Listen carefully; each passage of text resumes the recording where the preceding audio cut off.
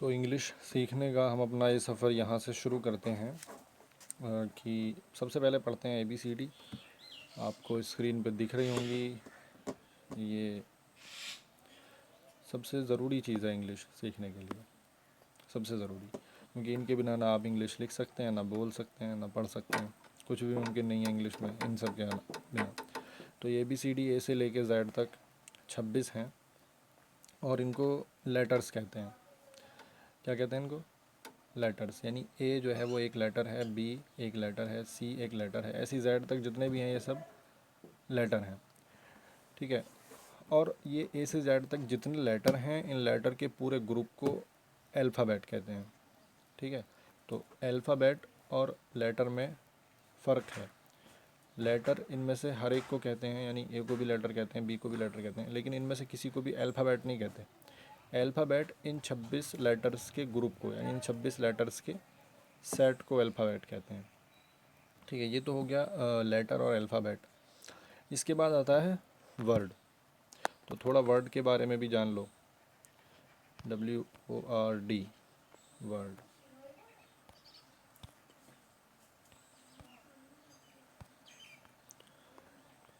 ठीक है, तो अब देखते हैं वर्ड क्या चीज़ है ये।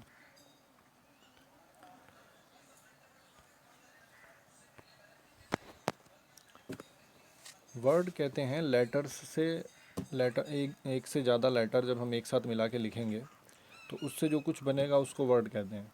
लेटर आपको पता है ये 26 हैं A से Z तक। तो इन 26 लेटर्स में से किसी 2 को या 3 को या 4 को या आगे कितने भी, इनके मिलाने से जो कुछ बनता है वो वर्ड कहलाता है। लेकिन उसकी एक कंडीशन है कि ऐसे मिला के लिखने से उसका कुछ मतलब भी होना चाहिए। अगर उसका कोई मतलब नहीं है तो फिर वो वर्ड नहीं कहलाएगा। ठीक है, एग्जाम्पल के तौर पे मैं यहाँ पर कुछ लिखता हूँ। जैसे मैं यहाँ लिख देता हूँ MGNAO। तो अभी ये मैंने 5 लेटर्स एक जगह मिला के लिखे हैं, लेकिन इनको एक जगह मिला के लिखने से ये वर्ड नहीं बना, क्योंकि ये जो लिख रहा है MGNAO, इसको आप एक तो पढ़ ठीक से नहीं पाएंगे, दूसरा अगर पढ़ भी लेंगे तो इसका कोई मतलब नहीं है, तो इसलिए ये वर्ड नहीं है। इसको अगर हमें वर्ड बनाना है तो तरीके से लिखना पड़ेगा। यानी इन्हीं लेटर्स को मैं लिखता हूँ MANGO।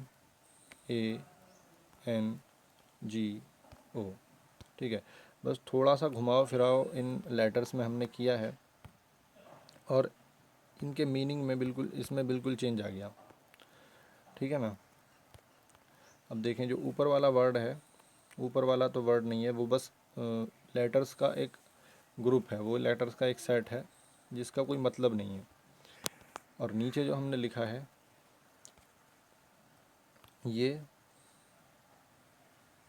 वर्ड है, क्योंकि इसका मतलब है मैंगो। आप जानते हैं मैंगो मीन्स आम, सीजन भी चल रहा है आम का।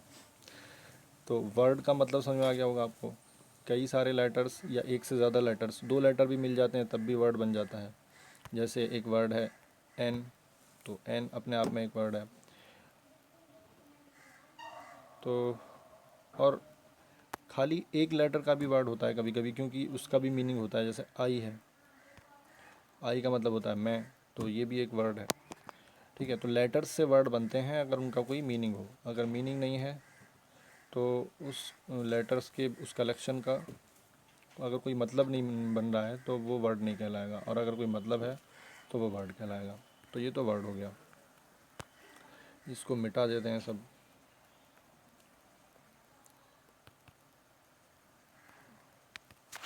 ठीक है, अब आती है बात सेंटेंस की। ठीक है, सेंटेंस क्या चीज़ है? तो जैसे लेटर्स के मिलाने से वर्ड्स बनते हैं, ऐसे ही वर्ड्स को अगर हम मिला के लिखेंगे, कई सारे वर्ड्स एक जगह लिखेंगे एक लाइन में, तो वो सेंटेंस बन जाएगा।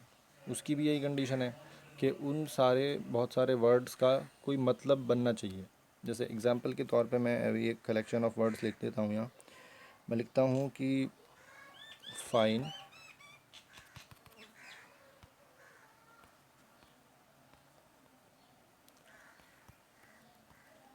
एंड यू आर आई। ठीक है, तो अब देखो इसमें मैंने फाइन एक वर्ड है, एंड एक वर्ड है, यू एक वर्ड है, आर एक वर्ड है और आई एक वर्ड है। 5 वर्ड से मिलके ये पूरी एक लाइन मैंने लिखी है। और मगर इसको आप पढ़ेंगे जब, तो इन वर्ड को मिला के किसी से आप ऐसा कहें फाइन एंड यू आर आई, तो इसका कोई मतलब ही नहीं है। अगर कोई मतलब है भी तो सही से समझ नहीं आ रहा है कि कहने वाला क्या कहना चाह रहा है, इसलिए ये चीज़ सेंटेंस नहीं है। इन्हीं वर्ड्स को अगर मैं एक ढंग में लिखूं तो फिर ये सेंटेंस बन जाएगा। जैसे मैं लिखूं यहाँ आई एंड यू आर फाइन। ठीक है, अब अगर हम किसी से ऐसा कहेंगे तो वो समझ जाएगा। आई एंड यू आर फाइन, मैं और तुम ठीक हैं। ठीक है, मैं और तुम ठीक हैं, तो ये एक सेंटेंस है क्योंकि इसका कुछ मतलब बन रहा है। तो जब बहुत सारे वर्ड्स लिखे जाते हैं उससे बनता है सेंटेंस। कंडीशन क्या है कि उसका कोई मतलब निकलना चाहिए, और अगर कोई मतलब नहीं है तो फिर वो सेंटेंस नहीं कहलाएगा। ठीक है, तो ये तो हो गया हमारा लेटर, अल्फ़ाबेट, वर्ड और सेंटेंस। अब आखिर में एक सवाल यहाँ सेंटेंस के बाद पैदा होता है ग्रामर के ऊपर, तो उस पर डिस्कस अभी हम करते हैं। पहले ये देखें कि सेंटेंस जो ये मैंने लिखा है अभी, इसको मैंने सबसे पहले आई लिखा, फिर एंड लिखा, फिर यू लिखा, फिर आर लिखा और फिर फाइन लिखा। इस पूरी लाइन में मैं फाइन को अगर सबसे शुरू में मैंने नहीं लिख सकता, जैसे मैंने ऊपर वाली लाइन में लिखा है, वो गलत हो जाएगा, उसका कोई मतलब नहीं बनेगा, है ना। तो ये कैसे डिसाइड होता है कि ये सेंटेंस में ये वर्ड पहले आने से गलत हो जाएगा, बाद में आने से ठीक हो जाएगा। देखो ऊपर वाला जो सेंटेंस है ये सेंटेंस ही नहीं है असल में, ये गलत है। इसे मैं रेड कलर से हाईलाइट कर देता हूँ। ठीक है, ये गलत है, और इसको ग्रीन कर देता हूँ क्योंकि ये ठीक है। हरी झंडी दिखा देते हैं इसको।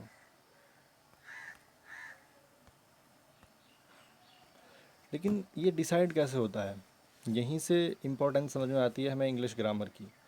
ठीक है, बहुत से लोग कहते हैं कि इंग्लिश बोलना अगर आपको सीखना है तो ग्रामर सीखने की कोई ज़रूरत नहीं है ना।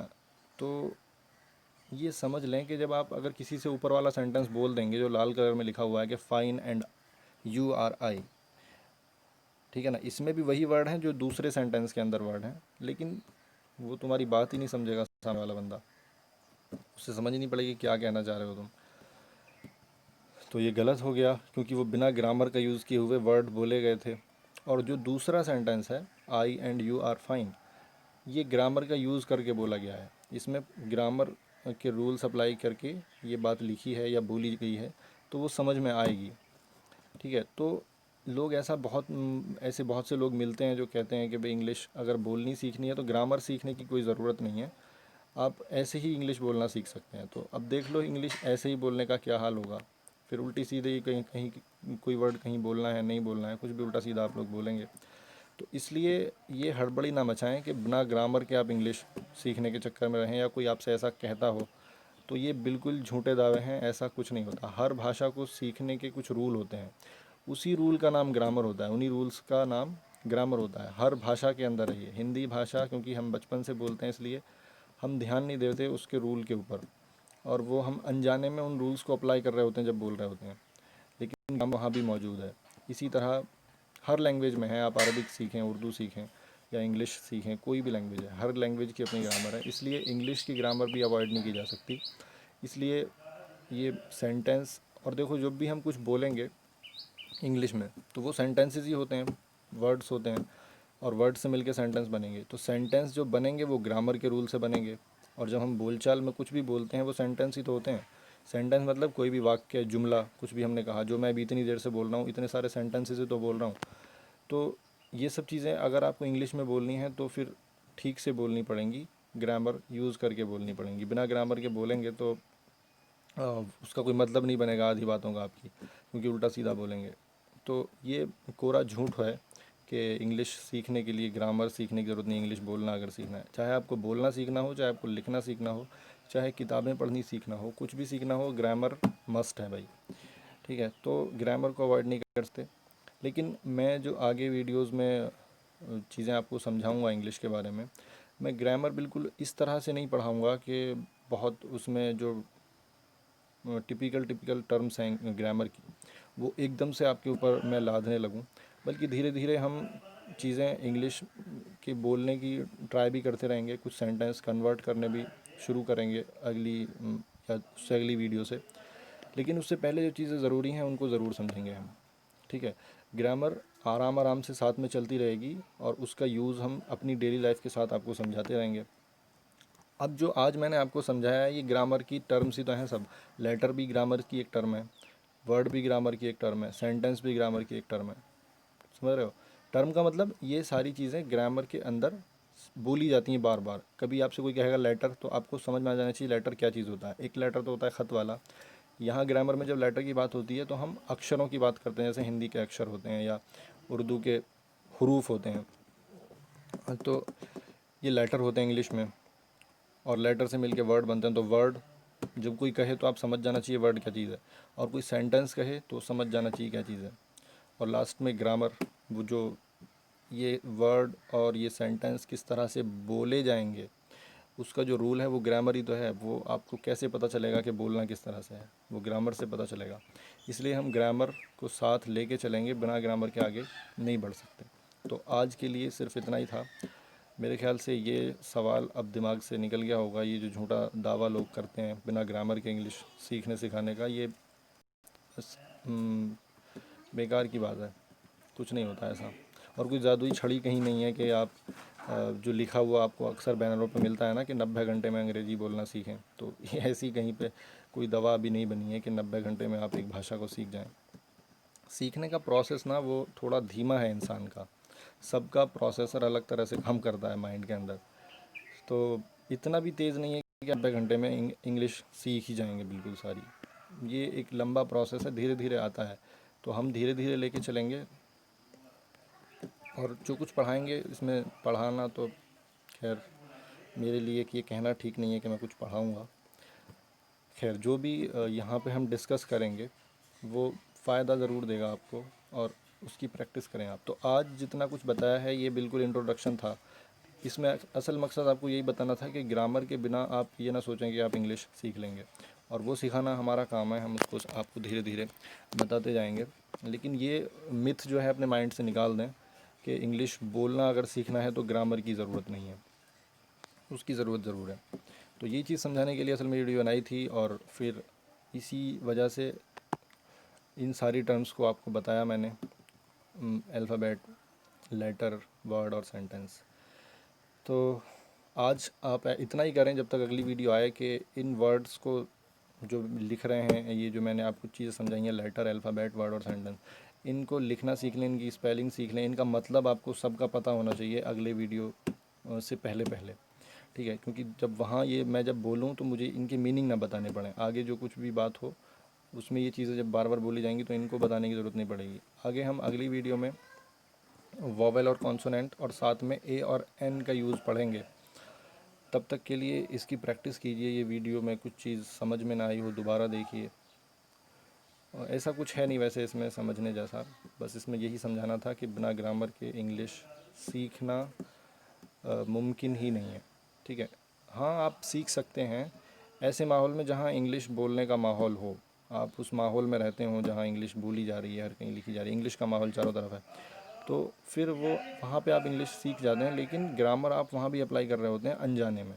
वो चीज़ अनजाने में आपके दिमाग में बैठ जाती है। जैसे जैसे छोटा बच्चा है तो वो घर वालों को जैसे बोलता हुआ देखता है उसी तरह बोलने लगता है। इसका ये मतलब नहीं है कि वो बिना ग्रामर के बोल रहा है, ग्रामर वो भी अप्लाई कर रहा है, लेकिन उसने उस पर एफ़र्ट नहीं डाला सीखने के लिए। वो बस उसे ऐसे ही मिल जाती है, बार बार रूटीन में है उसकी वो चीज़ें, वो देख रहा है कि कैसे लोग बोल रहे हैं, उसी से सीख जाते हैं।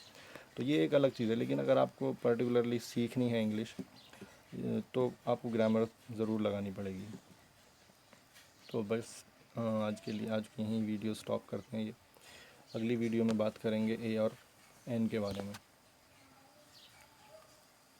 तब तक के लिए पता नहीं यार, मुझे ये रिवायतें पूरी करनी नहीं आती। कहते हैं ना लोग कि तब तक के लिए पता नहीं क्या। तो खैर बस मैं वीडियो रोक देता हूँ यहीं पे। चल भाई।